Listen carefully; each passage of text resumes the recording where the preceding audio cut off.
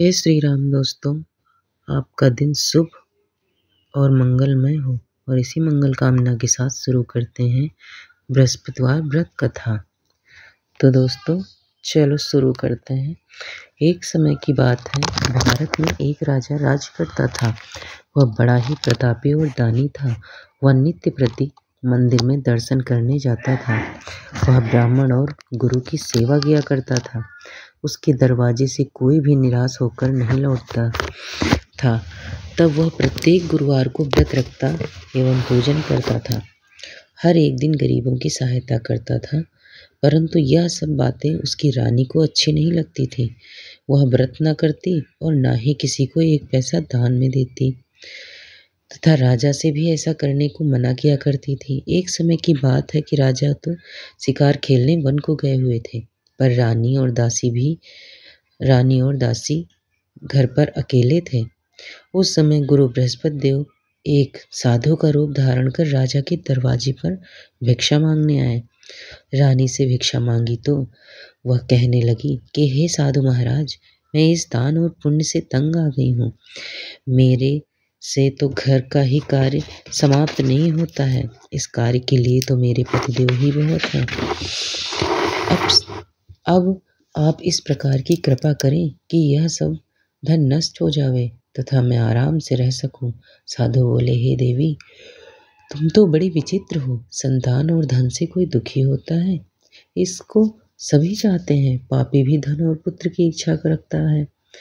अगर आपके पास धन अधिक है तो भूखे मनुष्यों को भोजन कराओ, प्याऊ बनवाओ, ब्राह्मणों को दान दो, धर्मशाला बनवाओ, कुआं, तालाब, बावड़ी, बाग बगीचे आदि का निर्माण कराओ तथा निर्धन मनुष्यों की कुंवारी कन्याओं का विवाह कराओ और अनेक यज्ञादि धर्म करो। इस प्रकार के कर्मों से आपके कुल और आपका नाम परलोक में सार्थक होगा एवं स्वर्ग की प्राप्ति होगी। मगर वह रानी इस बातों से खुश नहीं हुई। वह बोली, हे साधु महाराज, ऐसे धन की भी आवश्यकता नहीं है जिसको और मनुष्यों को दान दूं तथा जिसको रखने संभालने में ही मेरा सारा समय बर्बाद हो जाए। साधु ने कहा, हे देवी, तुम्हारी ऐसी इच्छा है, तुम ऐसा ही होगा। मैं तुम्हें बताता हूँ, वैसा ही करना। बृहस्पतिवार के दिन घर को गोबर से लीपना,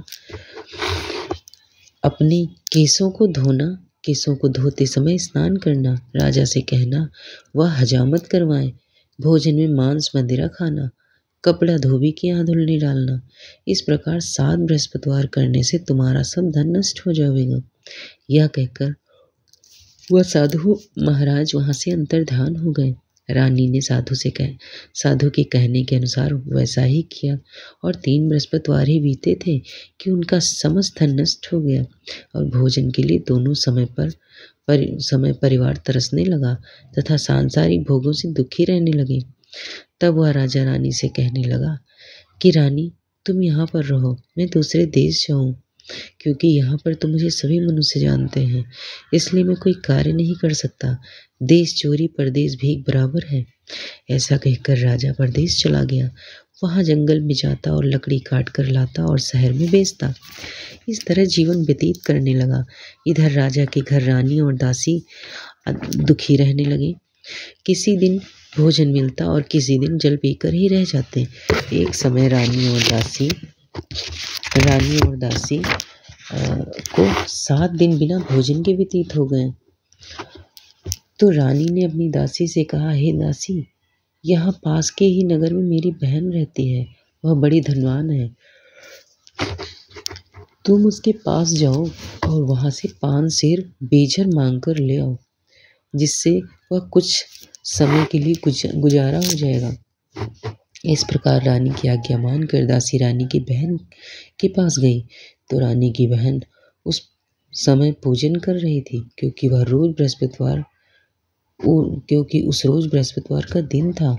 जब दासी ने रानी की बहन को देखा और उससे बोली, हे रानी, मुझे तुम्हारी बहन ने भेजा है, मेरे लिए 5 सेर बेझर दे दो। इस प्रकार दासी ने अनेक प्रकार कहा, परंतु रानी ने कुछ उत्तर नहीं दिया, क्योंकि वह उस समय बृहस्पतिवार की व्रत कथा सुन रही थी।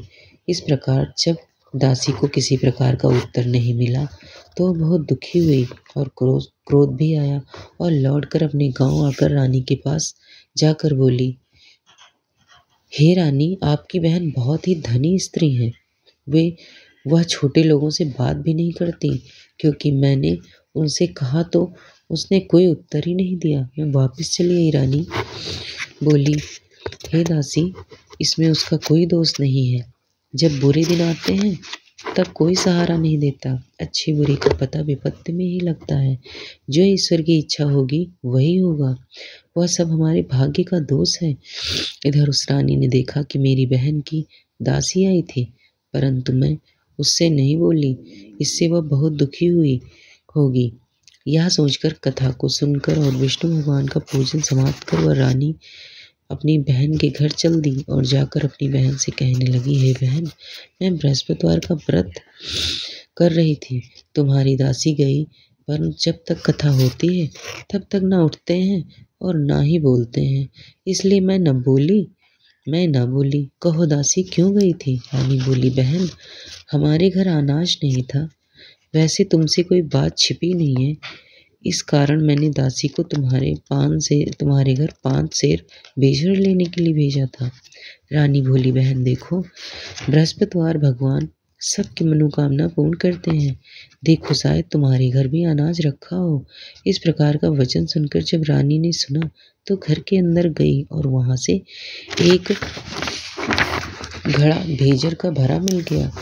तब तो वह रानी और दासी को बहुत ही खुशी हुई और दासी कहने लगी, हे रानी, देखो, वैसे हमको अब अन्न नहीं मिलता तो हम रोज ही व्रत करते हैं। अगर इनसे व्रत की विधि और कथा पूछ ली जाए तो उसे हम भी कर लिया करेंगे। जब उस रानी ने अपनी बहन से पूछा कि हे बहन, बृहस्पतिवार के व्रत में चना की दाल मुनक्का से विष्णु भगवान को केले की जड़ से पूजन करें तथा दीपक जलावें, पीला भोजन करें तथा कहानी सुने। इस प्रकार करने से गुरु भगवान प्रसन्न होते हैं, अन्न पुत्र धन देते हैं, मनोकामना पूर्ण करते हैं। इस प्रकार रानी और दासी ने निश्चय किया कि बृहस्पतिवार भगवान का पूजन जरूर करेंगे। 7 रोज बाद जब बृहस्पतिवार आया तो उन्होंने व्रत रखा। घुड़साल में जाकर चना गुड़ लाई तथा उसकी दाल से केले की जड़ का तथा विष्णु भगवान का पूजन किया। अब भोजन पीला कहाँ से आवे? बेचारी बड़ी दुखी, परंतु उन्होंने व्रत किया था, इसी कारण गुरु भगवान प्रसन्न थे। 2 थालों में सुंदर पीला भोजन लेकर आए और दासी को देकर बोले, हे दासी, यह तुम्हारे और रानी के लिए भोजन है, तुम दोनों करना। दासी भोजन पाकर बड़ी प्रसन्न हुई और रानी से बोली, चलो रानी जी भोजन कर लें। रानी को इस विषय में कुछ पता नहीं था, इसलिए वह दासी से बोली, तू ही भोजन कर, क्योंकि तू हमारी व्यर्थ में हंसी उड़ाती है। दासी बोली, एक महात्मा भोजन दे गया है। रानी कहने लगी, वह भोजन तेरे लिए ही दे गया होगा, तू ही भोजन कर। दासी ने कहा, वह महात्मा हम दोनों के लिए 2 थालों में भोजन दे के गया, इसलिए हम और तुम दोनों ही साथ साथ भोजन करेंगे। इस प्रकार रानी और दासी दोनों ने गुरु भगवान को नमस्कार कर भोजन प्रारंभ किया तथा वह प्रत्येक बृहस्पतिवार को गुरु भगवान को व्रत और विष्णु भगवान का पूजन करने लगी। बृहस्पति भगवान की कृपा से रानी और दासी के पास धन हो गया। रानी फिर उसी प्रकार से आलस्य करने लगी। तब दासी बोली, देखो रानी, तुम पहले इस प्रकार आलस्य करती थी, तुम्हें धन के रखने में कष्ट होता था, इस कारण सभी धन नष्ट हो गया। अब गुरु भगवान की कृपा से धन मिला है तो फिर तुम्हें आलस्य होता है। बड़ी मुसीबतों के बाद हमने यह धन पाया है, इसलिए हमें दान पुण्य करना चाहिए तथा भूखे मनुष्यों को भोजन कराओ, प्याऊ लगवाओ, ब्राह्मणों को दान दो, कुआं तालाब बावड़ी आदि का निर्माण करो, मंदिर पाठशाला बनवाकर दान दो, कुंवारी कन्याओं का विवाह करवाओ, धन को शुभ कार्यों में खर्च करो, जिससे तुम्हारे कुल का यश बढ़े तथा स्वर्ग प्राप्त हो, पितृ प्रसन्न होवे। तब रानी ने इसी प्रकार के कर्म करने प्रारंभ किए तो काफी यश फैलने लगा। एक दिन रानी और दासी विचार करने लगी, ना जाने राजा किस दशा में होंगे, उनकी कोई खोज खबर नहीं है। गुरु भगवान से उन्होंने प्रार्थना की और भगवान ने रात्र में राजा को स्वप्न में कहा, हे राजा उठ, तेरी रानी तुझे याद कर रही है, अपने देश को चला जा। राजा प्रातःकाल उठा और विचार करने लगा, स्त्री जाति खाने और पहनने की ही साथी होती है, पर भगवान की आज्ञा मानकर वह अपने नगर के लिए चलने को तैयार हुआ। इससे पूर्व राजा परदेश चला गया था तो दुखी रहने लगा।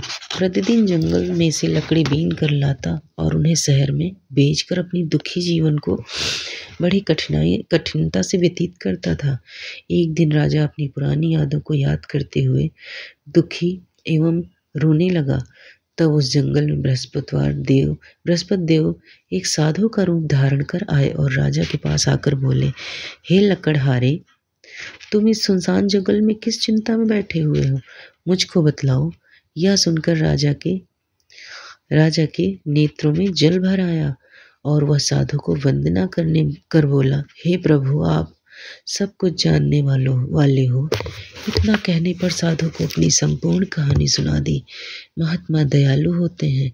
वे राजा से बोले, हे राजा, तुम्हारी स्त्री ने बृहस्पतिवार का अपराध किया था, जिस कारण तुम्हारी यह दशा हुई है। अब किसी प्रकार की चिंता मत करो, भगवान तुम्हें पहले से भी अधिक धन देगा। देखो, तुम्हारी स्त्री ने बृहस्पतिवार का व्रत प्रारंभ कर दिया है और तुम मेरा कहा मानकर बृहस्पतिवार को व्रत करके चने की दाल गुड़ जल को लोटे में डालकर केले का पूजन करो, फिर कथा कहो या सुनो, भगवान तुम्हारी सब मनोकामना पूर्ण करेंगे। साधु को प्रसन्न देखकर राजा बोले, हे प्रभु, मुझे लकड़ी बेचकर इतना पैसा भी नहीं मिलता जिससे मैं भोजन करने के उपरांत कुछ बचा सकूं। मैंने रात्रि में अपनी रानी को व्याकुल देखा। मेरे पास कुछ भी नहीं है जिससे उसकी खबर मांग सकूं। फिर भी मैं कौन सी कहानी कहूँ, यह मुझको कुछ भी मालूम नहीं है। साधु ने कहा, हे राजा, तुम किसी बात की चिंता मत करो। बृहस्पतिवार के दिन तुम रोजाना की तरह लकड़ियां लेकर शहर को जाओ। तुमको रोज से 2 गुना धन प्राप्त होगा, जिससे तुम भली भांति भोजन कर लोगे तथा बृहस्पतिवार की पूजा का सामान भी आ जाएगा। बृहस्पतिवार की कहानी निम्न प्रकार से है। प्राचीन काल में एक ब्राह्मण था, वो बहुत ही निर्धन था, उसकी कोई संतान नहीं थी। उसकी स्त्री बहुत मलिनता के साथ रहती थी। वह न स्नान करती, न किसी देवता का पूजन करती। प्रातःकाल उठते ही सर्वप्रथम भोजन करती, बाद में कोई अन्य कार्य करती थी। इससे ब्राह्मण देवता बहुत दुखी थे। कुछ कहते थे किंतु उसका कोई परिणाम न निकलता। भगवान की कृपा से ब्राह्मण की स्त्री के कन्या रूपी रत्न पैदा हुआ और वह कन्या अपने पिता के घर में बड़ी होने लगी। वह बालिका प्रातः स्नान करके विष्णु भगवान का जाप करने लगी। बृहस्पतिवार का व्रत करने वाले अपने पूजा पाठ को समाप्त करके स्कूल जाती तो मुट्ठी में जौ भर के ले जाती और पाठशाला जाने के मार्ग में डालती जाती। वही जो जब वह वापस आती तो वही जो स्वर्ण के हो जाते तो लौटते समय उनको बीनकर घर ले आती थी। एक दिन वह बालिका सूप में उस सोने के जौ को फटक कर साफ कर रही थी। उसकी माँ ने देख लिया और कहा, हे बेटी, सोने के जौ फटकने के लिए सोने का सूप होना चाहिए। दूसरे दिन गुरुवार था। इस कन्या ने व्रत रखा और बृहस्पति देव से प्रार्थना कर कहा, हे प्रभु, मैंने आपकी पूजा सच्चे मन से की है तो मेरे लिए सोने को सूप दे दो। बृहस्पति देव ने उसकी प्रार्थना स्वीकार कर ली। रोज की तरह वह कन्या जौ फैलाती हुई जाने लगी। जब लौटकर जौ बीन रही थी तो बृहस्पति देव की कृपा से सोने का सूप मिला। उसे वह घर ले आई और उससे जौ साफ करने लगी, परंतु उसकी माँ का वही ढंग रहा। शहर का राजपुत्र वहां से होकर निकल रहा था। एक दिन की बात है कि कन्या सोने के सूप में जौ साफ कर रही थी। उस समय उस शहर का राजपुत्र वहां से होकर निकल रहा था। इस कन्या के रूप और कार्य को देखकर मोहित हो गया तथा अपने घर जाकर आकर भोजन तथा जल त्याग कर उदास होकर लेट गया। राजा को जब इस बात का पता लगा तो अपने प्रधानमंत्रियों के साथ अपने पुत्र के पास गए और बोले, हे बेटा, तुम्हें किस बात का कष्ट है? किसी ने अपमान किया है अथवा कोई और कारण है? सो कहो, मैं वही कार्य करूँगा जिससे तुम्हें प्रसन्नता हो। अपने माता पिता की राजकुमार ने बातें सुनी तो वह बोला, मुझे आपकी कृपा से किसी बात का दुख नहीं है। किसी ने मेरा अपमान नहीं किया, परंतु मैं उस लड़की से विवाह करना चाहता हूँ जो सोने के सूप में जौ साफ कर रही थी। यह सुनकर राजा आश्चर्य में पड़ गया और बोला, हे बेटा, इस तरह की कन्या का पता तुम ही लगाओ, मैं उसके साथ तुम्हारा विवाह अवश्य ही कर दूंगा। राजकुमार ने उस लड़की के घर का पता बतलाया। मंत्री उस लड़की के घर गए और ब्राह्मण की कन्या का विवाह राजकुमार के साथ संपन्न हो गया। कन्या के घर से जाते ही पहले की भांति ब्राह्मण देवता के घर में गरीबी का निवास हो गया। जब भोजन के लिए भी अन्न बड़ी मुश्किल से मिलता, एक दिन दुखी होकर ब्राह्मण देवता अपनी पुत्री के पास गए। बेटी ने पिता की दुखी अवस्था को देखा और अपनी माँ का समाचार बताया। तब ब्राह्मण ने सभी हाल कहा। कन्या ने बहुत सा धन देकर अपने पिता को विदा कर दिया। इस प्रकार ब्राह्मण का कुछ समय सुखपूर्वक व्यतीत हुआ। कुछ दिन बाद फिर वही हाल हो गया। ब्राह्मण फिर अपनी कन्या को यहाँ गया और सभी हाल कहा तो लड़की बोली, हे पिताजी, आप माताजी को यहाँ लिवा लाओ, मैं उसे विधि बता दूंगी जिससे गरीबी दूर हो जाएगी। वह ब्राह्मण देवता अपनी स्त्री को साथ लेकर पहुंचे तो पुत्री अपनी माँ को समझाने लगी, हे माँ, तुम प्रातः काल उठकर प्रथम स्नान आदि करके विष्णु भगवान का पूजन करो तो सब दरिद्रता दूर हो जाएगी। परंतु उसकी माँ ने एक भी बात नहीं मानी और प्रातःकाल उठकर अपनी बच्चों के पुत्रों की जूठन को खा लिया। एक दिन उसकी पुत्री को बहुत गुस्सा आया और एक रात कोठरी में से सारा सामान निकाल दिया और अपनी माँ को उसमें बंद कर दिया। प्रातःकाल उसमें से निकाला तथा स्नान आदि करा के पूजा पाठ करवाया तो उसकी माँ भी बहुत धनवान तथा पुत्रवती हो गई और पुष्कर जी के प्रभाव से स्वर्ग को प्राप्त हुई तथा वह ब्राह्मण से भी सुखपूर्वक इस लोक में सुख भोग कर स्वर्ग को प्राप्त हुए। इस तरह कहानी कहकर साधु देवता वहाँ से लोप हो गए।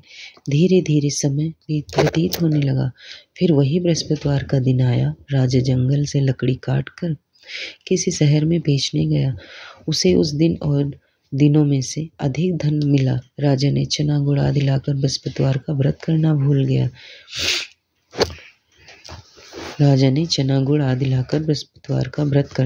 गया। इस कारण बृहस्पति भगवान नाराज हो गए। उस दिन उस नगर के राजा ने विशाल यज्ञ का आयोजन किया तथा शहर में वह घोषणा करा दी कि कोई भी मनुष्य अपने घर भोजन न बनावे तथा आग भी न जलावे। समस्त लोग मेरे यहाँ भोजन करने आवे। इस आज्ञा का जो नहीं मानेगा उसके लिए फांसी की सजा दी जाएगी। इस तरह की घोषणा संपूर्ण नगर में करवा दी गई। राजा की आज्ञा अनुसार शहर के सभी लोग भोजन करने गए, लेकिन लकड़हारा कुछ देर से पहुंचा, इसलिए राजा उसको अपने साथ ले गए और ले जाकर भोजन करा रहे थे तो रानी की दृष्टि उस खूंटी पर पड़ी जिस पर उसका हार लटका हुआ था।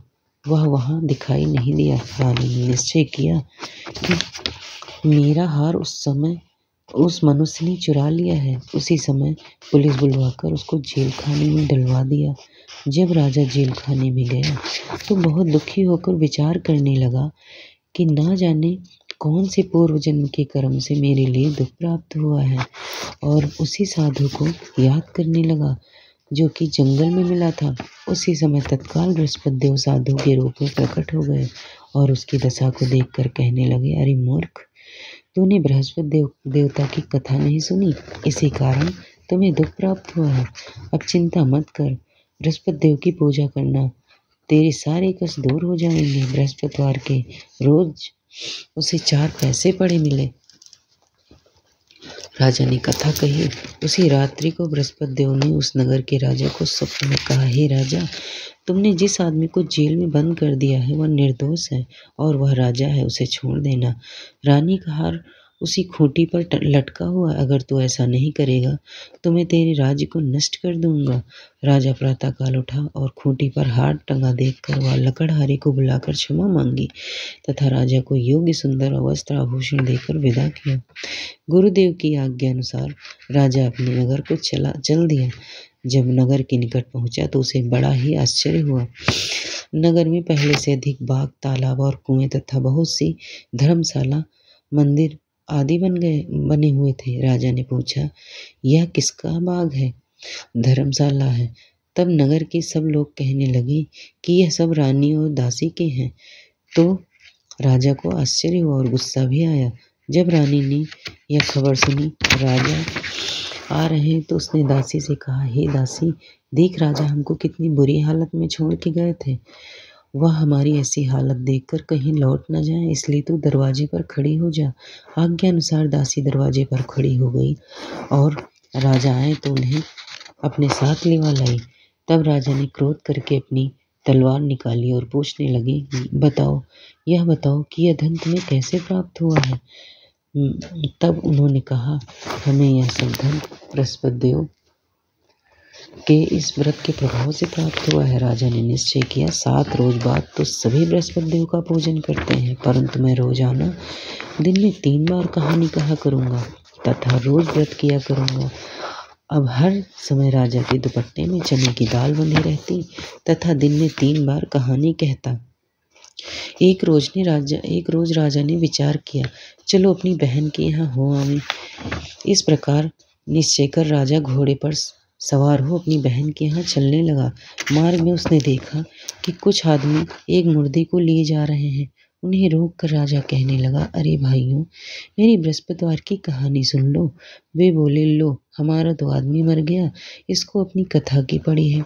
परंतु कुछ आदमी बोले, अच्छा कहो, हम तुम्हारी कथा भी सुनेंगे। राजा ने दाल निकाली और जब कथा आधी हुई थी कि मुर्दा हिलने लग गया और जब कथा समाप्त हो गई तो राम राम करके वह आदमी मनुष्य खड़ा हो गया। आगे मार्ग में उसे एक किसान खेत में हल चलाता मिला। राजा ने उसे देखा, उससे बोला, अरे भैया, तुम कहीं बृहस्पतिवार की कथा सुन लो। अरे भैया, तुम मेरी बृहस्पतिवार की कथा सुन लो। किसान बोला, जब तक मैं तेरी कथा सुनूंगा तब तक 4 हरैया जोत लूंगा। जा अपनी कथा किसी और को सुनाना। इस तरह राजा आगे चलने लगा। राजा के हटते ही बैल पछाड़ खाकर गिर गए तथा उसके पेट में बहुत जोर से दर्द होने लगा। उस समय उसकी माँ रोटी लेकर आई। उसने यह सब देखा तो अपने पुत्र से सब हाल पूछा और बेटे ने सभी हाल कह दिया। तो बुढ़िया दौड़ी दौड़ी घुड़सवार के पास गई और उससे बोली, मैं तेरी कथा सुनूंगी, तो अपनी कथा मेरे खेत पर चलकर ही कहना।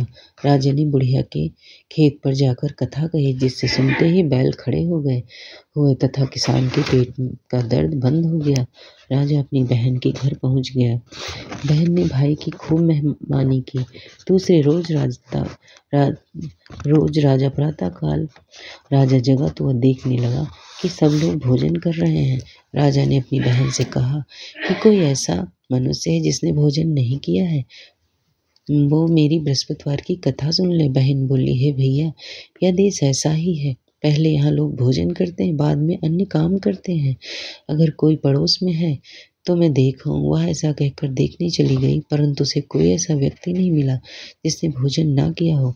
अतः एक कुम्हार के घर गई जिसका लड़का बीमार पड़ा था। उसे मालूम हुआ कि उनके यहाँ 3 रोज से किसी ने भोजन नहीं किया। रानी ने अपनी भाई की कथा सुनने के लिए कुम्हार से कहा तो वह तैयार हो गया। राजा ने जाकर बृहस्पतिवार की कथा कही, जिसको सुनकर उसका लड़का ठीक हो गया। अब तो राजा की प्रशंसा होने लगी। एक दिन राजा ने अपनी बहन से कहा, हे बहन, हम अपने घर को जाएंगे, तुम भी तैयार हो जाओ। राजा की बहन ने अपनी सास से कही। सास बोली, चली जा, परंतु अपने लड़कों को मत ले जाना, क्योंकि तेरे भाई की कोई औलाद नहीं होती है। बहन ने अपने भैया से कहा, हे भैया, मैं तो चलूँगी, कोई बालक नहीं जाएगा। राजा बोला, जब कोई बालक नहीं चलेगा तब तुम ही क्या करोगी? बड़ी दुखी मन से राजा अपने नगर को लौट आया। राजा ने अपनी रानी से कहा, हम निर्वंशी राजा हैं, हमारा मुँह देखने का धर्म नहीं है और कुछ भोजन आदि नहीं किया। रानी बोली, हे प्रभु, बृहस्पति देव ने हमें सब कुछ दिया है, हमें औलाद अवश्य देंगे। उसी रात को बृहस्पति देव ने राजा को स्वप्न में कहा, हे राजा, उठ, सभी सोच त्याग दे, तेरी रानी गर्भ से है। राजा की आवाज़ सुनकर बड़ी खुशी हुई। 9वें महीने में उसके गर्भ से एक सुंदर पुत्र पैदा हुआ। तब राजा बोला, हे रानी, स्त्री बिना भोजन के रह सकती, बिना कहे नहीं रह सकती। जब मेरी बहन आवे तब तुम उससे कुछ मत कहना। रानी ने यह सुनकर हाँ कर दिया। जब रानी की बहन ने यह शुभ समाचार सुना तो वह बहुत खुश हुई तथा बधाई लेकर अपने भाई के यहाँ आई। तभी रानी ने कहा, घोड़ा चढ़कर तो नहीं आई, गधा चढ़ी आई। राजा की बहन बोली, भाई, मैं इस प्रकार ना कहती तो तुम्हें औलाद कैसे मिलती?